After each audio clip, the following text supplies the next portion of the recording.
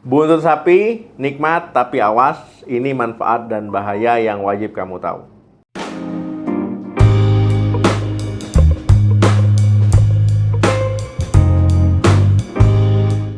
Assalamualaikum warahmatullahi wabarakatuh. Halo teman sehat.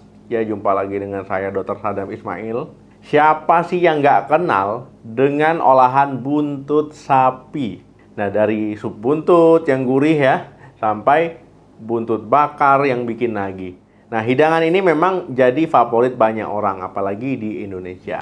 Tapi, di balik kenikmatannya, pernah nggak sih kamu bertanya-tanya, sebenarnya apa sih manfaat dan juga bahaya kalau kita keseringan makan buntut sapi? Nah, di video kali ini kita bakal kupas tuntas fakta-fakta tentang buntut sapi ini ya, biar kamu bisa menikmati dengan lebih bijak. Tonton sampai habis. Teman sehat, buntut sapi ini bukan cuma sekedar bagian ekor sapi, dia juga terdiri dari tulang, ya, kemudian sumsum, ya, daging dan sedikit lemak.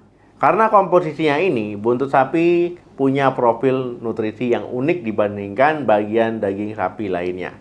Nah, meskipun sering diolah jadi hidangan berlemak, ya sebenarnya ada beberapa manfaat yang bisa kita dapatkan dari buntut sapi.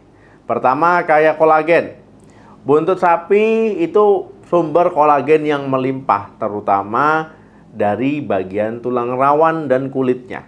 Nah, kolagen ini penting banget untuk kesehatan kulit, rambut, kuku, sendi, dan tulang kita. Kolagen membantu menjaga elastisitas kulit dan kekuatan tulang rawan. Yang kedua, sumber protein hewani. Seperti daging merah pada umumnya, buntut sapi juga mengandung protein hewani yang tinggi. Protein ini esensial untuk membangun dan memperbaiki jaringan tubuh, mulai dari otot, ya, kulit, sampai organ-organ dalam. Yang ketiga, mengandung mineral penting. Dalam buntut sapi, terutama di bagian sumsum dan tulangnya, ini terkandung mineral-mineral penting ya, seperti fosfor, kalsium, dan magnesium. Mineral ini berperan dalam menjaga kesehatan tulang dan gigi yang kuat, serta fungsi saraf dan otot. Yang keempat, sumber lemak sehat. Nah, tapi teman-teman ya, ini harus dalam batasan. Meskipun punya lemak, ya buntut sapi juga mengandung lemak sehat seperti omega 3 dan juga omega 6, terutama di bagian sumsumnya. Lemak ini penting untuk fungsi otot dan penyerapan vitamin larut lemak ya. Jadi tentu saja konsumsinya tetap harus dalam batas yang wajar. Nah, yang kelima, bagus untuk kesehatan sendi. Nah, kandungan kolagen, kemudian zat gelatin dalam buntut sapi ini bisa membantu melumasi sendi dan mengurangi gesekan ya. Nah, ini bermanfaat untuk orang yang dengan masalah persendian ataupun untuk menjaga kesehatan sendi secara umum. Nah, teman-teman, tadi kita udah bahas manfaatnya, sekarang kita bahas bahayanya. Jadi kita harus bijak dalam mengkonsumsinya, terutama kalau teman-teman berlebihan ataupun cara mengolahnya yang tidak tepat. Nah, yang pertama, tinggi kolesterol dan lemak jenuh ya. Jadi ini adalah bahaya utama dari buntut sapi. Nah, apalagi kita ngolahnya itu digoreng ya, ataupun dengan santan kental. Nah, jadi dia mengandung kolesterol dan lemak jenuh yang sangat tinggi. Nah, apalagi teman-teman konsumsinya berlebihan ya, nanti kolesterol jahatnya ataupun LDL-nya bisa naik ya. Nah, teman-teman nanti beresiko nih kena penyakit pembuluh darah, penyempitan pembuluh darah, jantung maupun stroke. Yang kedua, tinggi purin.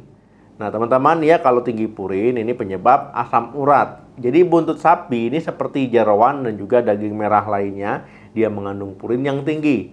Nah, metabolisme purin ya di dalam tubuh kita ini akan menghasilkan asam urat. Nah, bagi penderita asam urat ya ataupun yang punya riwayat, kalau konsumsi buntut sapi berlebihan ini memicu kekambuhan asam urat, bisa nanti radang sendinya ya, sakit sendinya akibat asam urat.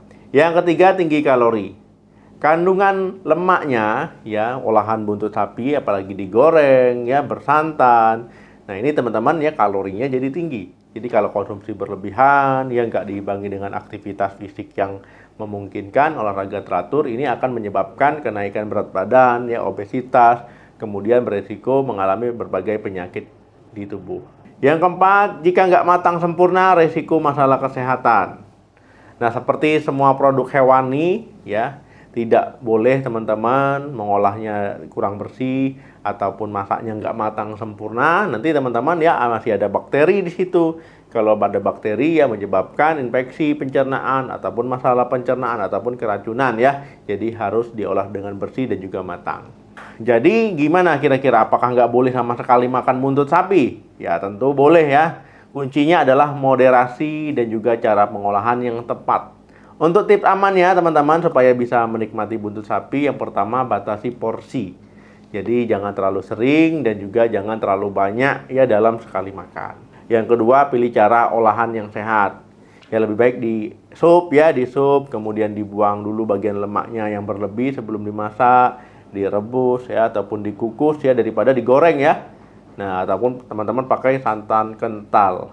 Nah, yang ketiga, seimbangkan dengan serat. Ya, jadi teman-teman selalu makan buntut sapi ya pakai sayur-sayuran ataupun pakai buah-buahan ya ataupun biji-bijian. Nah, yang keempat, perhatikan kondisi kesehatan. Nah, bagi penderita kolesterol tinggi, asam urat ataupun masalah jantung ya, sebaiknya batasi ataupun hindari dulu atau bisa berkonsultasi dulu ya ke dokter sebelum mengkonsumsi buntut sapi.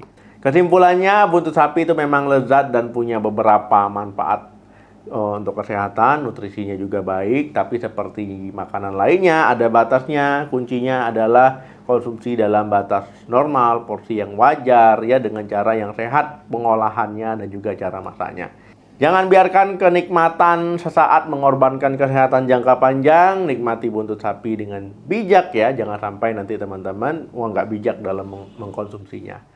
Nah, kira-kira teman-teman tim buntut sapi sup atau bakar nih? Coba komen ya. Ataupun ada ide lain mungkin cara pengolahan yang sehat, coba bagikan di kolom komentar di bawah. Semoga video ini bermanfaat ya, semoga menambah wawasan. Jangan lupa di like ya, di share video ini dan di subscribe channel ini untuk informasi penting kesehatan lainnya. Terima kasih yang sudah nonton sampai habis. Jaga kesehatan selalu, salam sehat, sampai jumpa.